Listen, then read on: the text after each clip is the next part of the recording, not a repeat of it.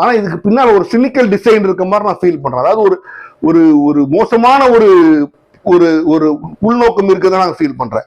நீங்க நல்லா புரிஞ்சுக்கங்க, பிரசாதம் இந்த மாதிரி தமிழகத்துல இன்னைக்கு விற்கக்கூடிய எல்லா இந்த பலகாரம் எல்லாம் கோயில் மட்டும் இல்ல, வெளியில விற்கிற எல்லா பலகாரம் அப்படின்லாம் பாத்தீங்கன்னா குடிசை தொழில் மற்றும் சிறு தொழில், சிறு குறு வணிகர்கள், சிறு குறு தொழில்கள். நீங்க ஹோட்டல்ல போனீங்கன்னா வெளியில வச்சிருக்க இந்த ஸ்வீட்டு கீட்டுலாம் ஒரு கம்பெனில இருந்து பேக்கெட் போட்டு வச்சிருக்காங்க. அதெல்லாம் சின்ன சின்ன வியாபாரிகள் பண்றது, சரிங்களா?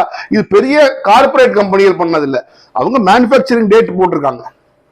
ஆனா பெரிய கார்பரேட் கம்பெனிகள்ல வேண்டாம் என்ன இருக்குன்னா இந்த பேட்சுக்கு இந்த மேனுபேக்சர் டேட் ரெக்கார்டு ப்ரொடியூஸ் பண்ண முடியும். சிறு குறு வியாபாரிகள், என்ன அப்பளம் பேக் பண்றவங்க, இது பேக் பண்ணி விற்கிறவங்க, ஊறுகாய் பேக் பண்ணி விற்கிறவங்க, இல்லைன்னா அதிரசம் பேக் பண்ணி விற்கிறவங்க, முறுக்கு பேக் பண்ணி விற்கிறவங்க, இப்படி சின்ன சின்ன விஷயங்களை பேக் பண்ணி விற்கிறவங்க, இந்த மாதிரி சிறு குறு வணிகர்கள் கிட்டத்தட்ட பல லட்சம் பேர் தமிழ்நாட்டில் இருக்கிறாங்க.